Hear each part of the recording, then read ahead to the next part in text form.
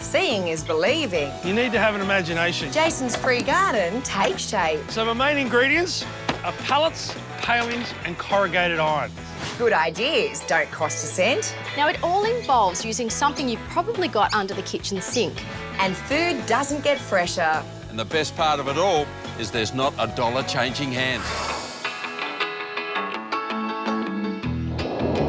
I love my garden. For the last 5 years, I've enjoyed working on it, watching it grow, and it gives me back so much.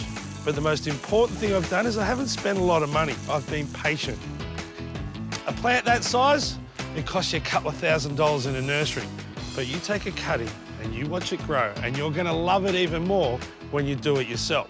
So we're going to build a garden that costs next to nothing. I'm going to use every budget trick I've learned over the last 25 years of landscaping. Sorry, guys, Jace, it's a garden for free. Not next to nothing, garden for free. Free? Free. Dance! Stop. And if you're looking for free, you can't go past succulents. Agaves are one of the best plants to transplant. They don't go backwards. You chop them off, throw them in the ground, and they'll thrive. It's like picking up $20 notes. These are all cuttings that I did last year. Excuse the mess. This is the engine room, my shed. Now, a lot of people have got this problem. Leftover half-full pots of paint. Hard to get rid of because the tip doesn't take it. But you can use the paint to tie everything together. And the leftover pots, perfect little planters. Now, that in a pot would easily be 20 bucks. I've got the plants covered. Now it's time to get the structure sorted.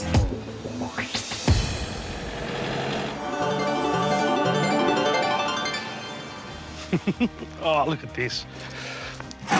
How good is that straight off the bat? I've got a little chair. Pots have seen better days, but with a coat of paint, they'll look fantastic. Oh, score. Rust equals gold. Come off a push bike, perfect with succulents in it.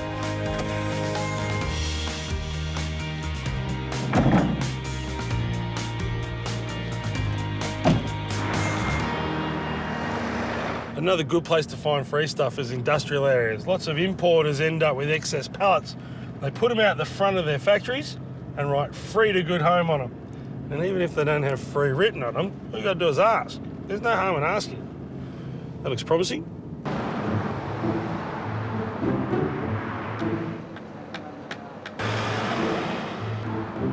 G'day, mate. Are you the boss here? Yep, the only boss that you need to worry about. I was just wondering if you're throwing those pallets out. Yep, take as many as you want, just not the ones with names on them. OK, thanks. You look familiar. These look great, but the reason why you can't use the coloured ones is because someone owns them. They reuse them and recycle them and hire them out. But all these plain ones, they're a free-for-all. Finders keepers, losers win.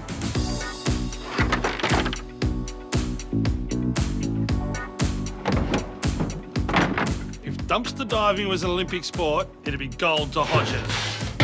Gold, I tell you. Just saving them space.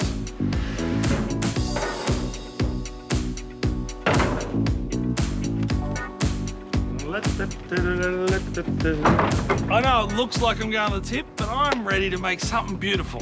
I'm up for this challenge. So my main ingredients are pallets, palings, and corrugated iron. The pallets, I'm going to lay 5 of them out here, and then I'm going to work on a few funky walls. I'm denailing some old hardwood fence palings to use as decking on my pallet base. It's important you find every nail that you pull out because you're going to mow the lawn in the next couple of weeks, and all those little nails, well, they'll become very dangerous if they get airborne.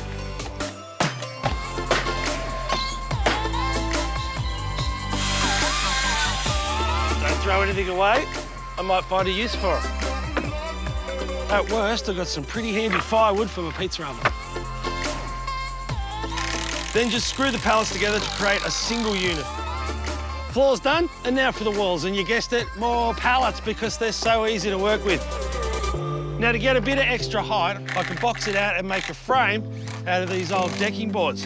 We're going to clad the whole thing with one of the most iconic Aussie things you've ever seen, rusty corrugated iron. It's more like set dressing than landscaping.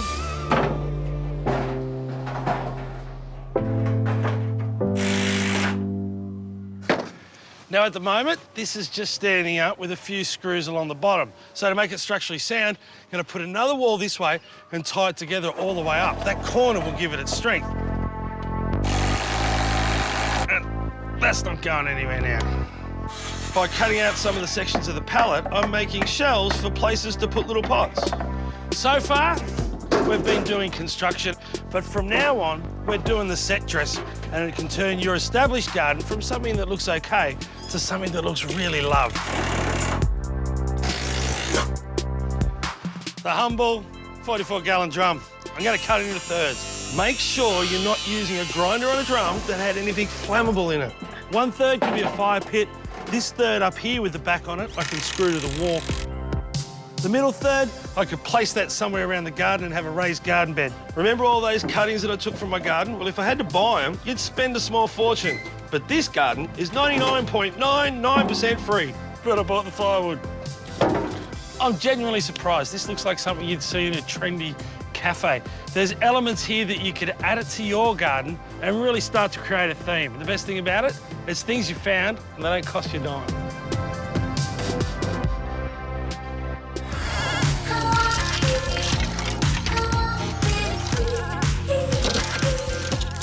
When you decorate your living room, this is probably not the first thing you'd think of. But believe it or not, from this free pile of firewood, you can create some of the hottest looks around.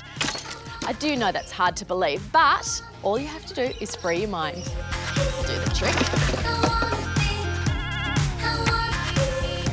Think these look pretty good? I'm off to work. If you've got your big ticket items covered, that is things like a half-decent sofa, a coffee table and a rug, well, you're halfway there. But for this room, it certainly has all of those bases covered, but it does lack personality. So what I'm going for is a coastal kind of beachy makeover, starting with a rustic shelf.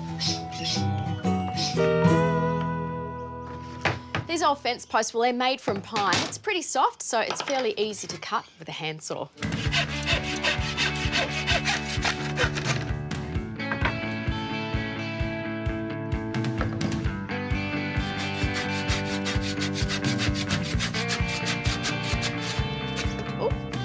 So that's everything cut. So the idea is these two pieces need to go together. So we've got our top part and the side. It's a little bit awkward, so what I'd suggest you do is pre-drill, because these are pine, they may tend to split. So with those two drill holes, you can actually pop in the screws and then lay it flat and screw it off.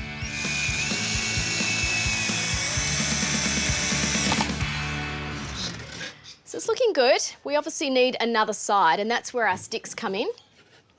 You could just stop at one stick, but in design, 3 often looks better. Just a pilot hole on either side. Screw them off. 1 frame complete. To get this on the wall, what I've done is just added some sawtooth hangers. A couple of screws, and that should sit nicely. Perfect. What I like most about this is it draws your eye to the shelf rather than the ugly air conditioner. Now, while I've got the saw handy, I'm going to use it to transform this coffee table. Great coffee table to work with. It's nice and sturdy, and the legs, well, I can take care of those later with paint.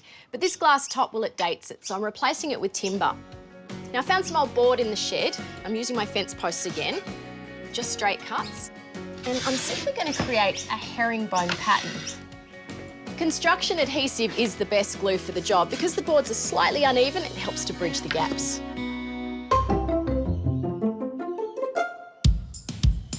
Adhesive's dry, everything is nice and set, so what I need to do now is just trim up these raggedy edges. If you have one of these babies, whoa, lots of fun.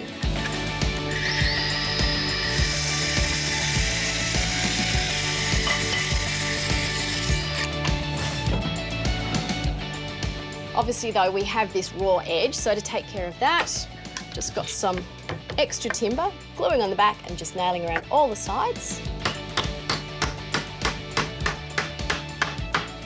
With With these kind of old palings, it is important to give it a very light sand. It just takes care of these rough edges and any splinters. Now, the amount that you take off is entirely up to you. I quite like this patina. It gives it that coastal chic look that I'm after, but you might like to sand it all back. You could stain it, you could paint it, whatever you like. It's got this great texture through that I'm loving.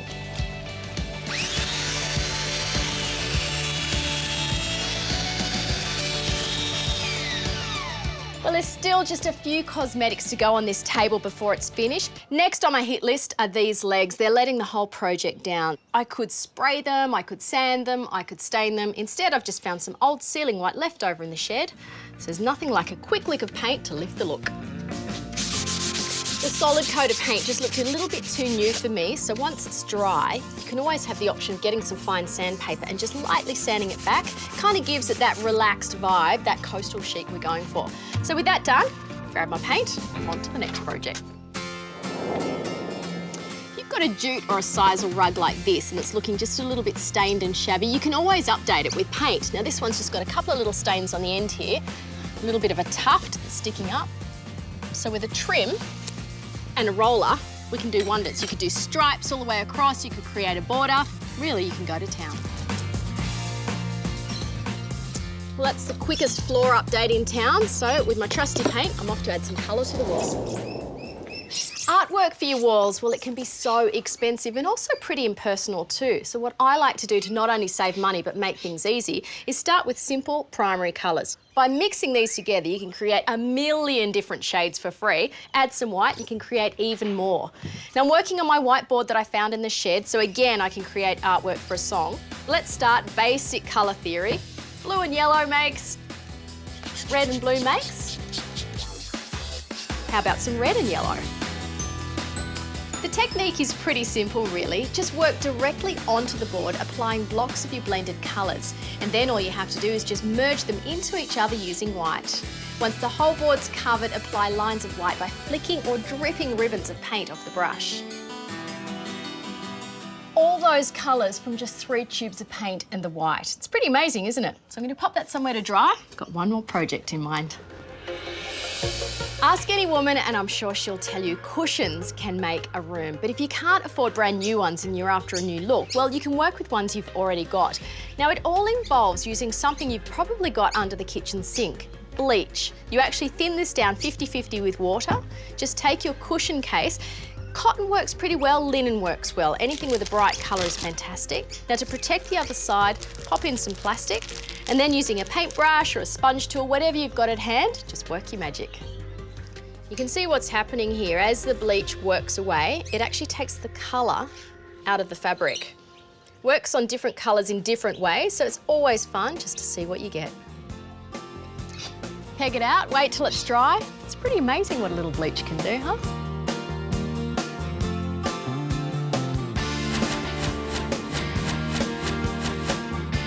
Okay, well, this space certainly feels updated and beachy chic. It's amazing what a few found objects and a little bit of leftover paint can do. So maybe you too can free up your mind for some fresh ideas.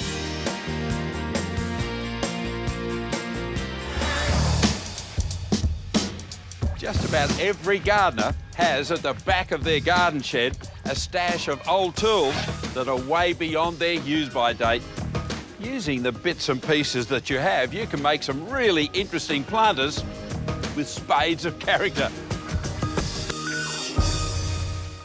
Take this old spade, has heaps of sentimental value. Now, if you're like me, the last thing you're going to do is throw it out. So why not turn it into something really brilliant and create a rustic shelf to display all my potted plants? A great idea. First up, you need to drill some holes in a slab of treated pine. Drop your post into the hole and then backfill with the soil that you've taken out of the hole. Make sure it's rammed down hard and don't forget to use a level just to make sure that it's vertical. The shelves are actually made with the heads of the spades or shovels. Now, 5 in all we'll need. Now, if you haven't got 5 old ones hanging around in the garden shed, keep an eye out during the council clean-up or pop down to your local tip. Now, once they're in place, secure them with a screw through the hole in the sleeve. That'll fasten them in place. It's a great way to give an old friend a a new lease on life. You can display all your favourite potted plants and give them pride of place anywhere in your garden. Now, these rusty bits and pieces certainly have some great old world charm. A sieve, rusty pair of shears, saw, tractor seat. I'm about to turn them into some classic garden planters. And how about a rustic arbour to grow some climbers on? I'm turning this sieve into a beaut hanging garden. Firstly, get hold of some chicken wire and just sort of form it onto the edge of your sieve. Then staple it into place. Now, get some sphagnum moss and pack it in the back, across the bottom and across the front of the wire, because that's going to hold the soil in. Now, first to go in is some blue chalk sticks. Succulents are really good in this sort of a spot. They love the sunshine. Of course, they don't mind being a little bit dry, which the basket tends to create anyway with the mesh. Some little trailing succulents at the front, then at the back, little kalanchoe. Don't forget, you can get little cuttings like this, just a few leaves, poke those in, because they'll all grow as well, no cost. A living work of art that started its life out as a garden sieve. A trellis is a really handy way to grow climbers, whether it's in a half barrel on a veranda or out in the garden. Now, for this project, all you'll need are 3 old garden tools with timber handles and some timber stakes. Screw the stakes to the handle. I'm just screwing on a couple of legs to give us a bit of height in the garden. And I'm wiring on just a couple of old tools. One because we can, because it's a bit of fun. A great, quirky climbing structure, maybe for those summer beans, winter peas, sweet peas, passion fruit, whatever you like. Remember those leftover shovel handles? Well, they help to make our sieve potted cyclamen garden portable. Same thing with our tractor seat. It becomes a portable cyclamen display unit. A few planting ideas that'll have your garden looking fantastic and cost you next to nothing.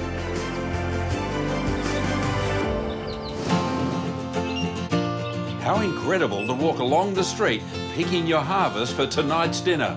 It's called verge gardening.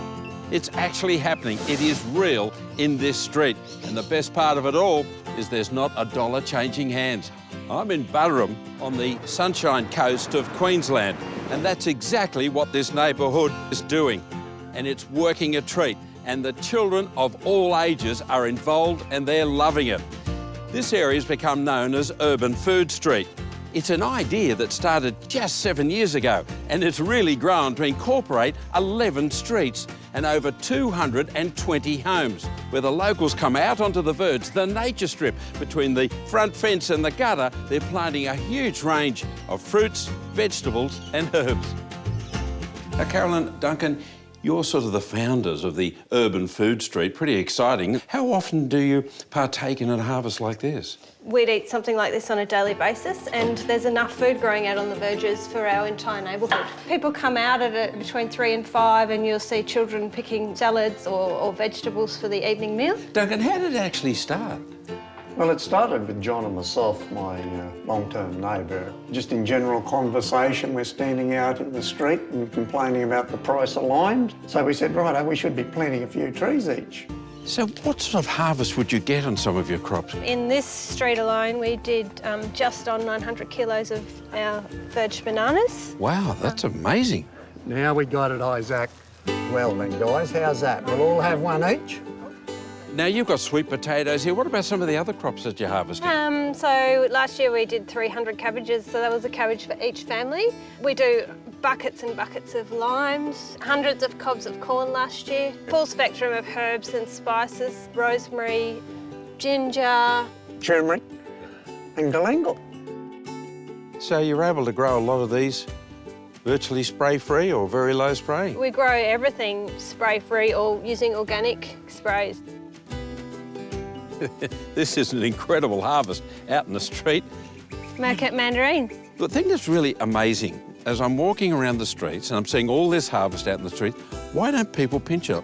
We've not ever had a lot of problem with people stealing fruit. Occasionally we'll lose a small amount.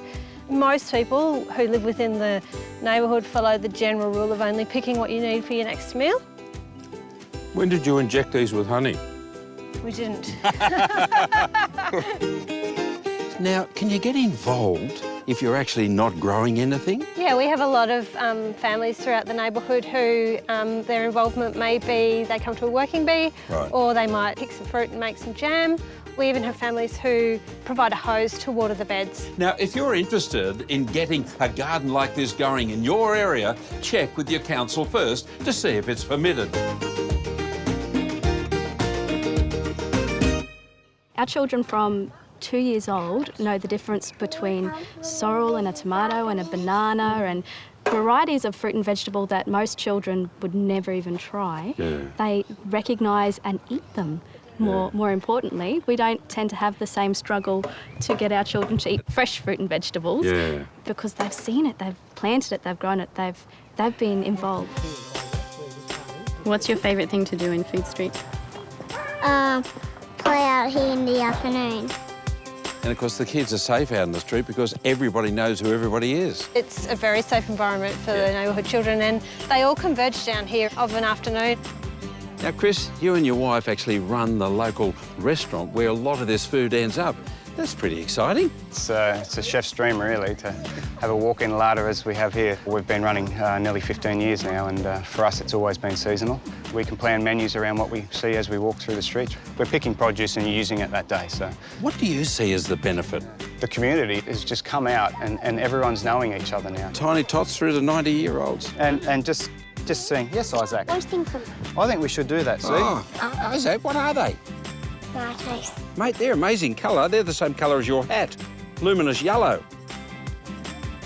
Well, it's not only good food for the whole community, it's actually very good for the heart and soul of the community. Just imagine if this whole idea took off right across Australia. Then we'd be talking. Oh, they're all gone.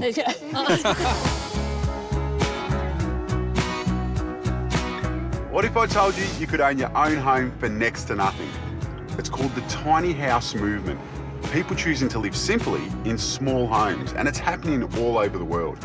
I'm in Newcastle to visit Lani and Jasmine, who are proof that you're never too young to have big dreams. Hi, I'm Jasmine and I'm 15 years old. Hi, I'm Lani and I'm 16 years old. And together we're going to be building a tiny house out of waste and recycled materials.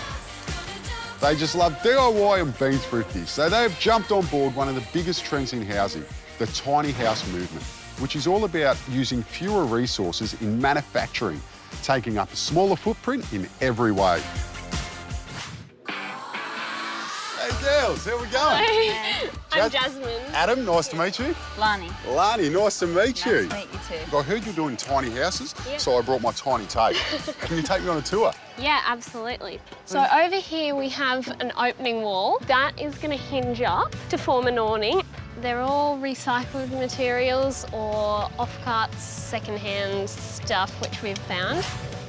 The girls have been very clever with finding free materials and also crowdsourcing skills to help them get their tiny house to this stage. That's great. Ian is a builder by trade and has been teaching the girls how to use power tools. And Kate has welded the frame together and helped modify the trailer. I'd love to get involved. Is there something we can do? A bunk bed here with the top one hinges down to form a lounge. Oh, that's cool. In the day I like when it. you're not sleeping on Yeah, it. so it's got two uses. Yeah. I'm loving it. I'm loving your imagination, girls. This is amazing. Absolutely fantastic. Well, should we get started on the build? Yep, absolutely. Come on. You good on the saw? Yeah, we've used a few tools before. All right, safety first, eyes and ears. Let's make it happen.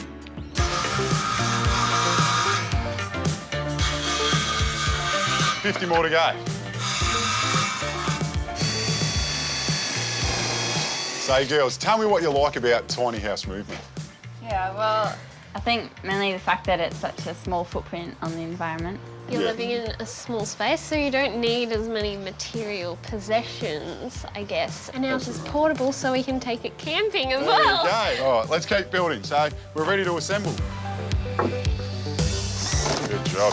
Lani, you're up.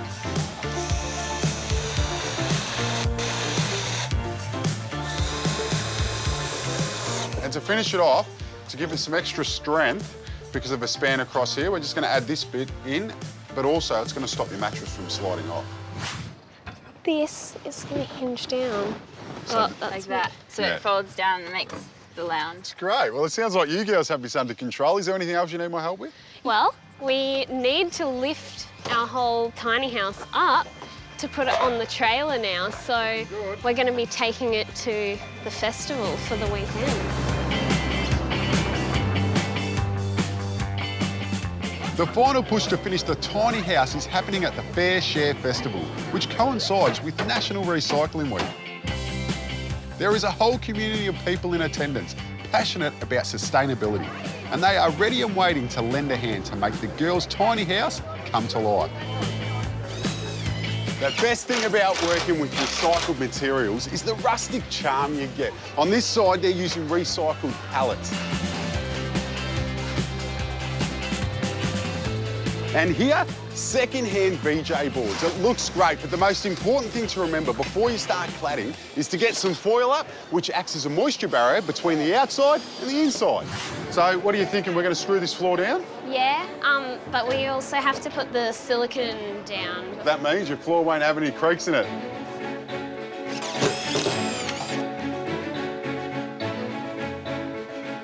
So, Jasmine, this whole row, it's not getting fixed down? No, so that's going to be a trapdoor into the bottom of the trailer. Ah, fantastic. You can never have enough storage, especially in a tiny house. Yeah. High five.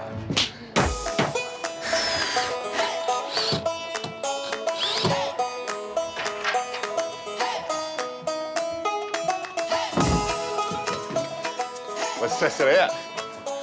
Feet up. Holds our weight. Hey, how good's that?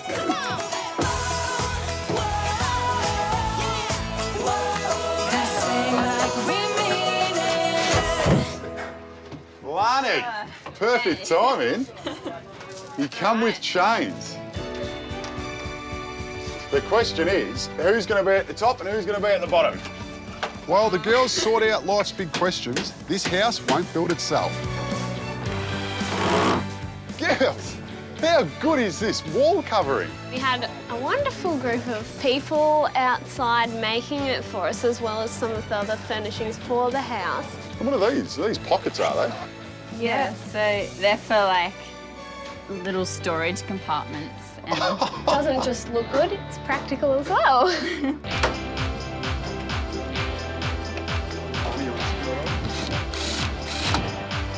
See if it shuts.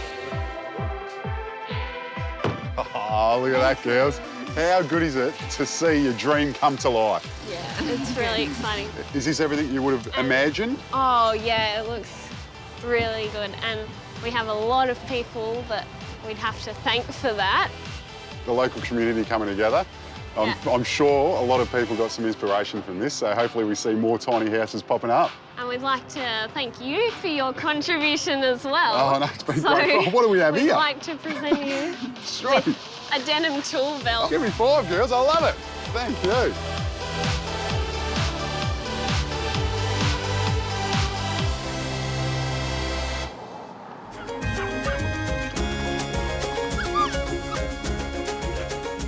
What about this lot? They're as cute as buttons, aren't they?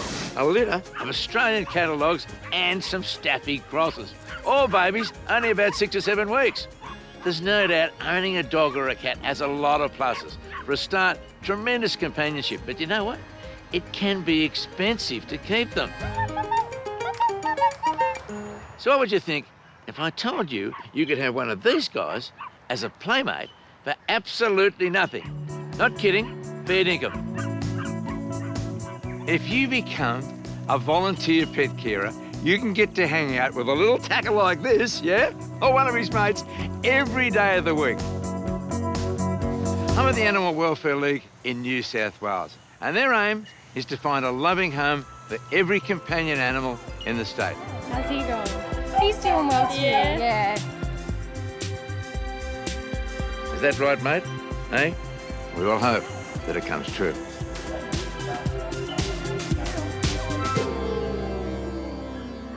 Andrew, what's your official capacity? My official capacity is CEO of Animal Welfare League. So you're the big kahuna here. So they say. So what have people got to do to earn this free time? They've got to do 4 things. We'll start from the worst. The worst is they've got to actually clean the kennels. The second, they've got to feed the dogs. Oh, yeah, that'd be important. The third, they've got to walk the dogs. And there's one more thing, it's the most important one in here, and that's give them love. Lots of love. You're making a big deal of that. Why is that so important for so many dogs? Because some of the dogs that come into us come from a difficult background. Some of them are very stressed and anxious and that, and they need to know what it's like to be loved again. Feel the love of a human so that when we go and adopt them, they're ready to be adopted successfully. So just why are you here? Well, I've grown up loving especially dogs, so I just thought a place like this where we could help animals and volunteer, I thought it was pretty great. So what is it about animals that makes you feel the way you do? I think they just love you unconditionally. It doesn't matter what you look like, where you come from, they just love you.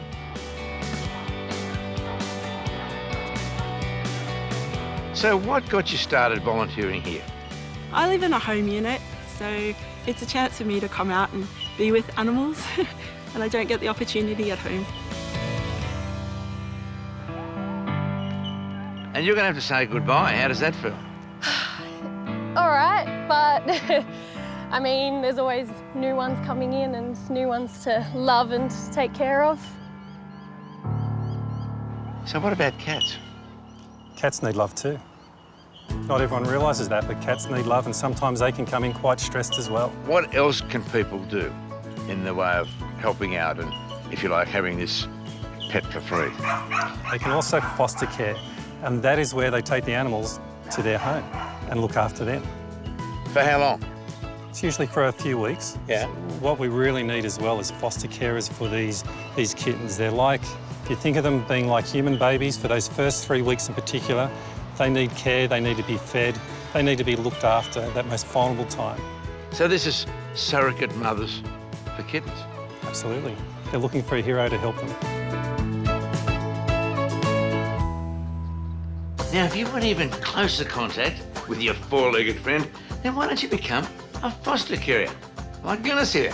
Now, she's been looking after kittens for over 30 years, and this is yet another litter that she's minding until they're ready for adoption by the Animal Welfare League. What sort of things does a person need to become a carer? Well, they obviously need a love of animals, that's just a given. They need a really safe environment, and they need a lot of love, because a lot of the animals that Animal Welfare League takes care of have not had the best start in life. So they need to go into a situation where they can have as close to a home environment as possible, and so that when they go to their new home environment, they can settle down as quickly as possible. You have to put in time, you have to put in energy, but you get it for free. It's pretty good, isn't it? It's amazing. A lot of people take up that deal? They do, but we always need more. So if you'd like to become a volunteer pet carer, or maybe even a foster carer, you need to contact the animal rescue organisation in your state. You know, all it's going to take is your time. There's only one problem. You may just lose your heart.